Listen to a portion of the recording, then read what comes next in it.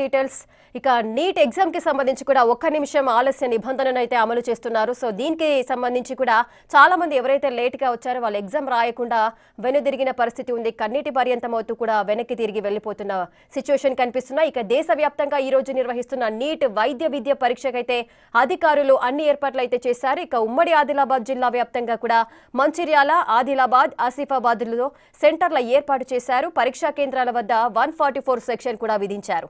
మరింత సమాచారం ఆదిలాబాద్ జిల్లా ప్రతినిధి ఇర్ఫాన్ వివరిస్తారు. దేశవ్యాప్తంగా నిర్వహించనున్నటువంటి వైద్య విద్యా పరీక్ష నీట్ కి సంబంధించి ఉమ్మడి ఆదిలాబాద్ జిల్లా వ్యాప్తంగా అధికారులు అయితే ఏర్పాట్లు చేయడం జరిగింది. ఇటు ఉమ్మడి జిల్లా వ్యాప్తంగా ఆసిఫాబాద్ తో పాటు మంచిర్యాల్, ఆదిలాబాద్ లో కూడా నీట్ పరీక్ష కేంద్రాన్ని ఏర్పాటు చేయడం జరిగింది. అభ్యర్థులను క్షుణ్ణంగా పరిశీలించిన అనంతరమే పరీక్షా కేంద్రాలకు అనుమతిస్తున్నారు. ఉదయం 10 గంటల నుంచి మధ్యాహ్నం 1:30 వరకు అభ్యర్థులను లోనికి అనుమతిస్తున్నటువంటి పరిస్థితి. అయితే పరీక్షా కేంద్రం వద్ద అధికారులు కూడా ఏర్పాట్లన్నీ కూడా చేశారు. త్రాగునీటి వసతి కానివ్వండి, పరీక్షకు సంబంధించిన ఏర్పాట్లన్నీ కూడా చేయడం జరిగింది.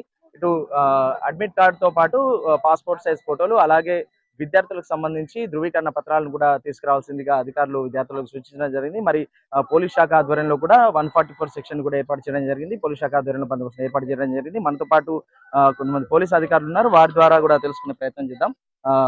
ఇక్కడ మనం విషయంగా తనిఖీలు చేసిన అనంతరం మాత్రమే పరీక్షా కేంద్రాల్లోకి అనుమతిస్తున్నారు. విద్యార్థులు ఒక్కొక్కరిగా పరీక్షా కేంద్రాలకి చేరుతున్నటువంటి పరిస్థితిని ఇక్కడ మనం చూడవచ్చు. అయితే పోలీస్ శాఖ ఆధ్వర్యంలో అభ్యర్థులను క్షుణ్ణంగా పరిశీలించి వాళ్ళని లోపలికి అనుమతిస్తున్నటువంటి పరిస్థితి. ఇటు ఉమ్మడి ఆదిలాబాద్ జిల్లా వ్యాప్తంగా 3170 మంది అభ్యర్థులు అయితే నీట్ పరీక్షను రాయనున్నారు. మరి కొంతమంది పోలీసు అధికారులు వారికి సంబంధించిన ఏర్పాట్లు అడిగి తెలుసుకున్న ప్రయత్నం. సార్ చెప్పండి, నీట్ పరీక్షకు సంబంధించి పోలీస్ శాఖ ఆధ్వర్యంలో ఎలాంటి ఏర్పాట్లు?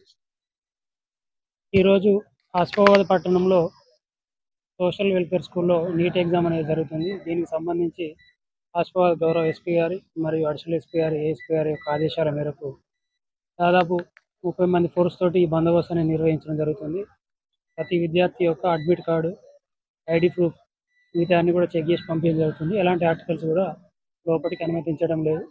ఈవెన్ పెన్ను, పెన్సిల్, ప్యాడ్ ఇలాంటివి కూడా అనుమతించడం లేదు.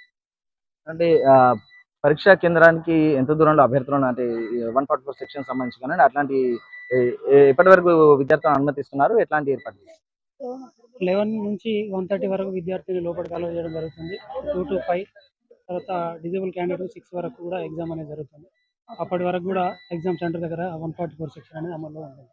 రైట్. ఇది పరీక్షా కేంద్రాల వద్ద 144 సెక్షన్ అయితే అమల్లో ఉంది. 11 నుంచి 1:30 వరకు విద్యార్థులను అనుమతించాల్సినటువంటి ఆదేశాలు ఉన్నాయి. అలాగే డిజేబుల్ క్యాండిడేట్స్ ఎవరైనా ఉంటే వారిని 6 గంటల వరకు కూడా పరీక్షను రాసేటటువంటి వెసులుబాటును కల్పిస్తున్నాము అని చెప్పి పోలీసు అధికారులు తెలుపుతున్నారు. అయితే ఇటు జిల్లా వ్యాప్తంగా అధికారులు అయితే పరీక్ష కోసం పకడ్బందీగా ఏర్పాట్లు చేసినటువంటి పరిస్థితి. వీడియో జర్నలిస్ట్ భూమేష్ తో ఇర్ఫాన్, బిగ్ టీవీ, ఆసిఫాబాద్.